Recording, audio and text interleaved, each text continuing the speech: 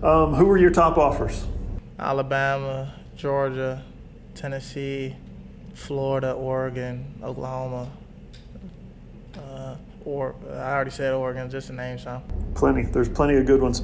Who would you say were your finalists? My Final Four was Oklahoma, Alabama, Oregon, and Florida. Okay.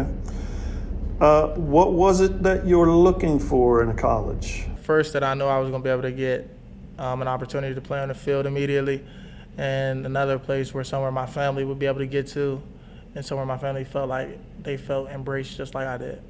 You've got an interesting journey to get to where you are. Tell me about it. Start kind of in high school and how you got to JC, Kansas, and Mississippi. I started in junior college. I wasn't eligible out of high school, so I went to junior college. Ended up at Fort Scott Community College.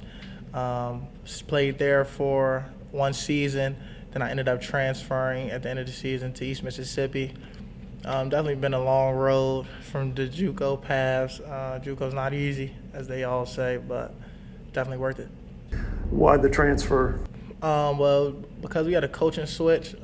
Our head coach left and our DB coach. They both got bigger jobs, which means you probably doing something right. So they both got bigger jobs. So that's what happened. JC shut it down. The NJCAA did, but Mississippi said we're going to try and play. Yeah, they postponed the season. They pushed the season back to the spring. To the spring, right? Yeah. Okay. So you're not doing anything this fall. No. School, class? Once I finish my classes, I enroll at Alabama in May. Okay. So I believe they call this the Sooner Summit, what you're at right now. Yeah. Yeah, so how did you end up getting here? Is it just your, DMV kind of roots, or? Me, Caleb, and Jalil, we work out together pretty frequently. And this was before I actually committed, and they told me about, they planned on throwing a trip, just going down there. Not really something that was more for the school, but something that we coming up with ourselves. And I was definitely interested in doing it. I definitely want to get on some visits still. This doesn't count as one of my visits, but I still want to get on all of my visits also. So it was a good way to come down there and get to see a little bit of Norman. Did you talk to Coach Saban about this? Did I talk to Coach Swinney? Yeah, I talked to him. I talked to all of the coaches. I let them know I was coming down here. Okay. Did he politely ask you to not go? No. Because he thinks that you're not really getting an experience by not going to visit schools. He feels like you're getting the experience. Why not? You got 5 free trips. Why not take them? This is just hanging out with some friends, right? And getting to meet new people. Getting to meet new people, different recruits, seeing their aspects, how they look at things. Now, when OU fans see you're here, they're going to think, hey, we got a shot at Khyree Jackson. Do they have a shot at Khyree? Everything is open-minded. I'm definitely committed. I'm not taking away from my commitment to Alabama, but at the end of the day, I still have to sign on the dotted line when it comes signing day. What is this whole event, this Sooner Summit thing, what does it say about Caleb and his family and their commitment to stepping forward into the future? They're definitely invested, fully 100% invested. It tells you that their family is also invested. I've never heard of a player coming up with an idea of something like this, so it was definitely something I felt like I wanted to be a part of, whether or not it was to the school that I was already committed to or not. It just was something that I think is bigger than football. Yeah. So what are you guys doing? So we going out to eat. We get to go drive around campus. We can't go to the practices, of course, because of the dead period. But we get to drive around campus, see how the University of Oklahoma is, see how the town is, get to meet some people we done met, ran into a few fans and things like that. So it's been good. We going to Top Golf later on tonight. So. Were you impressed by what you saw? I definitely liked what I seen. They took us on a little campus tour. It was nice. Campus tour, but that would be unofficial. As in, it didn't have nothing to do with the coach. It was the people who work for the school. Oh, okay. They took us on the people who give the regular tours, but we didn't get to see no football stuff. We got to just see the campuses, the buildings, the different buildings where if you need financial aid, it's a financial aid building. Showed us where the lounge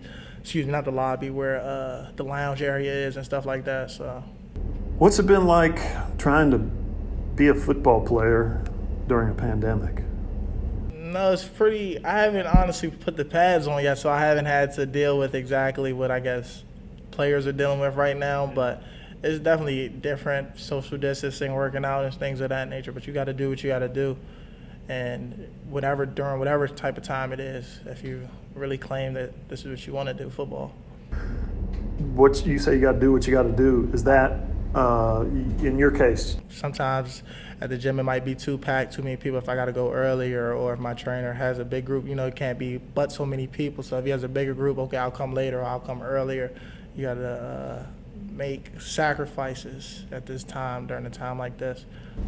You know who Gerald McCoy is? Gerald McCoy, the defensive lineman he was at Tampa Bay. Yeah, Dallas now. Now he's with Dallas. He told me that he goes out in his neighborhood and finds a little patch of grass to get down on the hand on the ground and work on his technique and hands and swim moves and steps. Have you done anything like that? Maybe not in my neighborhood, but I have definitely like neighborhood hills, wherever I see I can backpedal up a hill, turn, flip and run, like little stuff like that. But I'm pretty on a strict regimen with my trainer, and we work out almost Monday through Friday. Okay. What's your why? What drives you? What's important to you in your life? My family, my younger brother specifically. He's 8 years old, so he's at that age right now where he really pays attention and notices a lot of things that I do and tries to pick up on a lot of things that I do. So I know that I got somebody younger watching me, and it's like, why not? I got to lead the way. I got to be the example for him. I don't want to lead him down any other path. Then it don't have to be football, but I just want to show him this is the right way. This is one of the right ways that you can. He's 8. Is he a football player? He plays football and basketball and baseball. Wow. But his favorite sport right now is actually basketball. Okay. Yeah. Can't be mad at it. Right. So let me ask you, I've been asking guys that are committed to OU, why OU? Why Alabama? It was the relationship that I had built with Coach Saban. He did numerous things that stood out that I felt like after talking with all the head coaches in my top, he just did things that stood out differently. All the coaches told me things that they liked about me, but Coach Saban was the first coach to tell me things he didn't like. He was also, all coaches were saying, like, when you come here, you can stay off campus, you can live anywhere you want to live. It'll be a good time. Coach Saban let me know, like, no, when you get here, you got to stay on campus. You got to stay in the dorms until you prove that you can stay off campus. And it was just like, I understand it's going to be much more serious, but I think that's what I need. He's real, isn't he? Definitely. So what are the things he didn't like about you? He told me, like, in the game, he noticed when it gets around third, fourth quarter, I start to get lazy. I like to stand up, and I don't like to get in my back pedal. And those are things that I know subconsciously about myself, but I won't say it out loud. And it's the fact that he noticed and was able to point those things out. It meant a lot. So you know you do that. Yes. He sees it. He's going to make it better. He's going to make you better. Definitely. I mean, that's the kind of guy you want to play for. Definitely. What do you know about Lincoln Riley in those terms, in terms of communicating with players and recruiting and that kind of thing? Me and Coach Riley, probably out of all the head coaches that I was talking to, had the second strongest relationship. He's definitely a coach. Since day one, ever since I talked to him, he's been genuine and let me know, like, he understands that Oklahoma may not be a school that's known for defense. Like, he makes that clear, but he understands, like, they're on the uprise. And he tells me the numbers, like, that Coach Grinch and them, ever since they have been there, how they move from 10th to 1st and 2nd in a lot of categories and stuff like that. So I talk to Coach Riley very frequently on FaceTime.